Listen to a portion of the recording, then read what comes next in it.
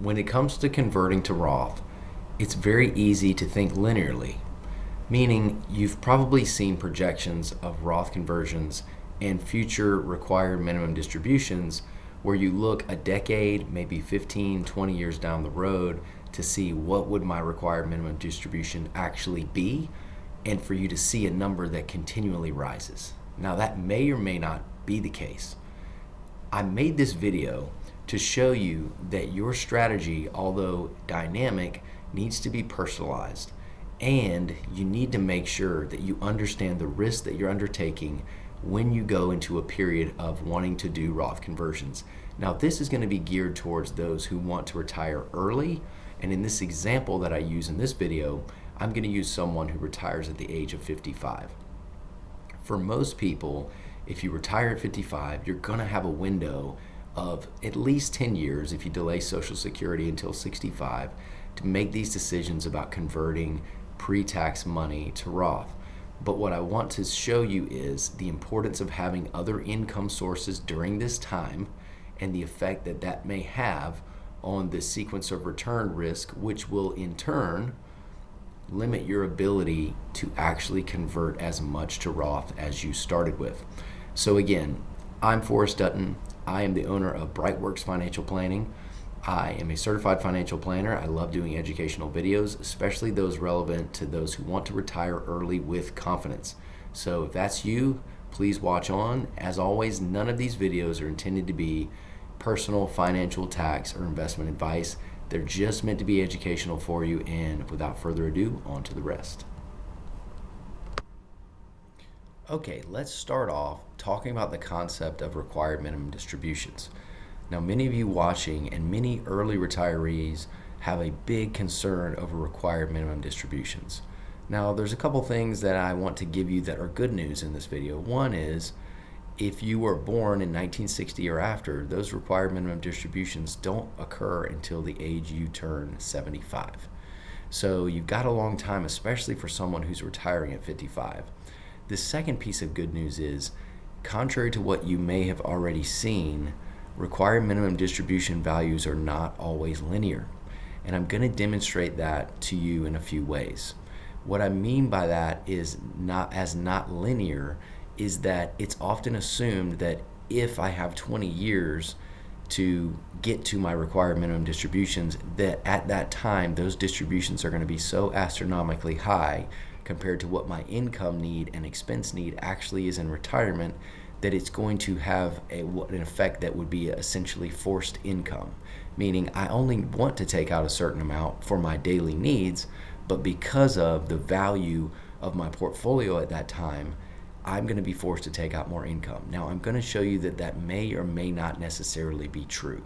So I'm going to move into the next portion of this where I demonstrate that to you by a case study.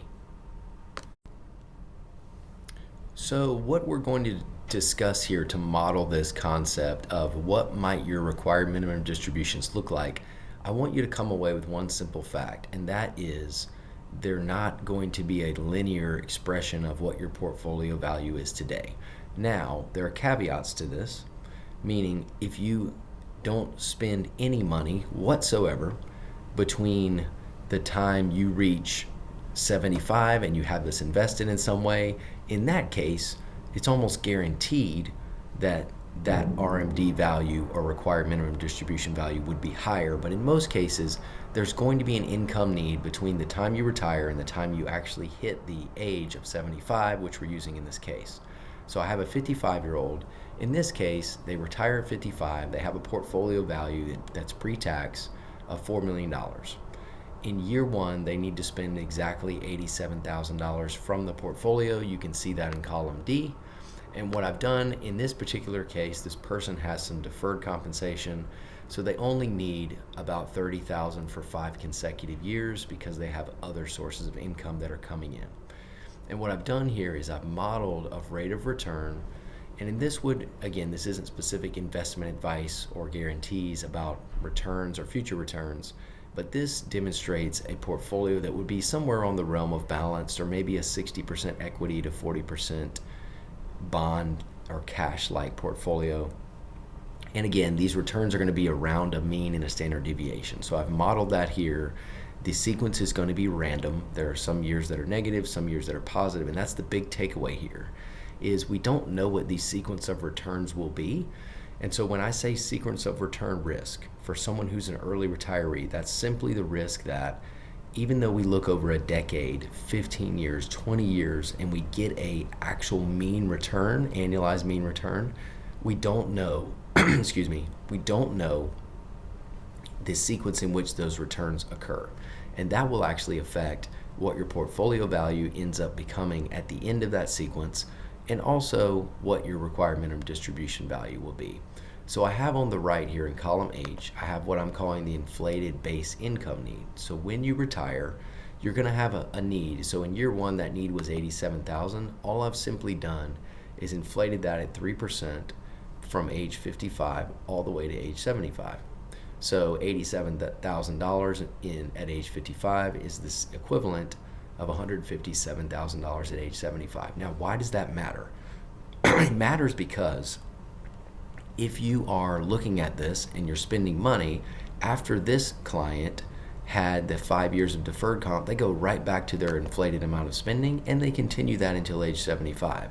So what really matters is, again, boiling it down, do you have a required minimum distribution problem, yes or no?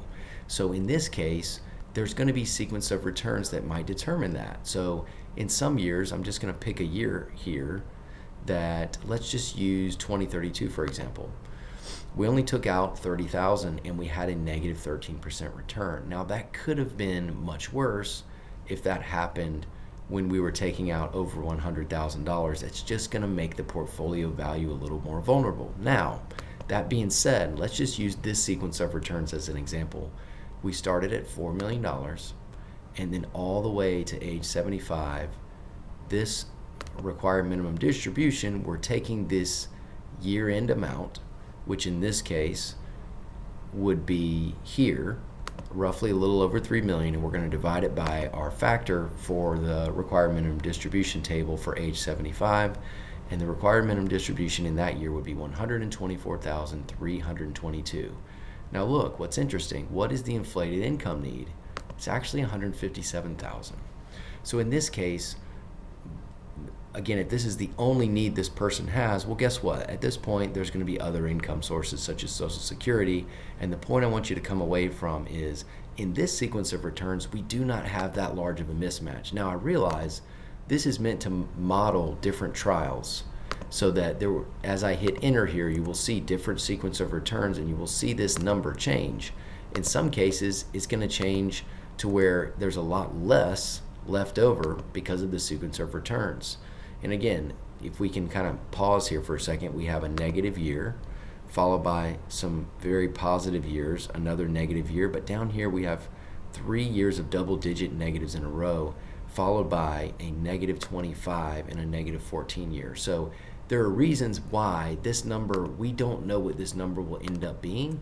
That's what I want to show you when you do a Monte Carlo analysis. So that's inside software for financial planning. It's going to run 1,000 type trials of what you're seeing, but what I want you to realize is we don't know which trial is yours. You only get one. So what we're looking here is, what is the mismatch between these? Okay, here's a perfect example. This would be a large forced income problem. So if you look at this, by the time this client, in this case, reaches 75, the required minimum distribution would be 326,000. This is a scenario where the sequence of returns were such that it was extremely favorable, and the main reason being, number one, we didn't have negative returns at the beginning. That's big. Sequence of returns, by definition, means that things can be more harmful when those negative returns are stacked at the very beginning of your plan versus when they occur down lower.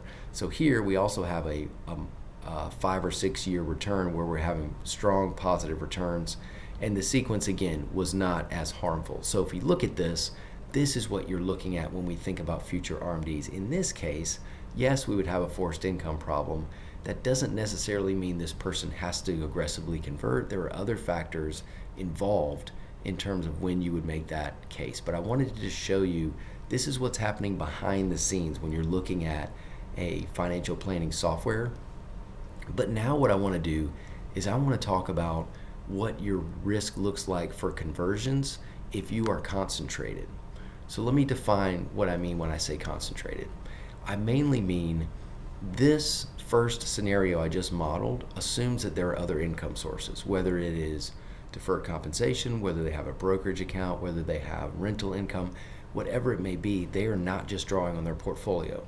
But what I want to show you here is that sequence of returns becomes much more heightened if you do not have a funded brokerage account, a health savings account, deferred compensation, rental income, part-time work, anything you want to put in that category, because what happens is you have to start drawing larger amounts out of the portfolio every year. So I've modeled the same scenario here, and I'll tell you the difference. The only difference is we are actually not just taking out small amounts to live on. The first scenario had nothing to do with conversions. It was just modeling a required minimum distribution. This scenario is all about Roth conversions. So if you scroll over to the right here, this is the same person. They started at $4 million. But what we've done here is we're doing sizable Roth conversions every year. This is a person who's decided, I want to convert this to Roth. I want to start at age 55. And what I'm going to show you is, if you want to do that, you will be much better off having other income sources, meaning you don't want to continue to live off the portfolio that you are converting in. And I'm just going to demonstrate that to you. And that is especially true if this portfolio is more volatile. So like I said before, I modeled those required minimum distributions off of someone who had a portfolio that was more balanced. Maybe it's 50-50, maybe it's 60-40.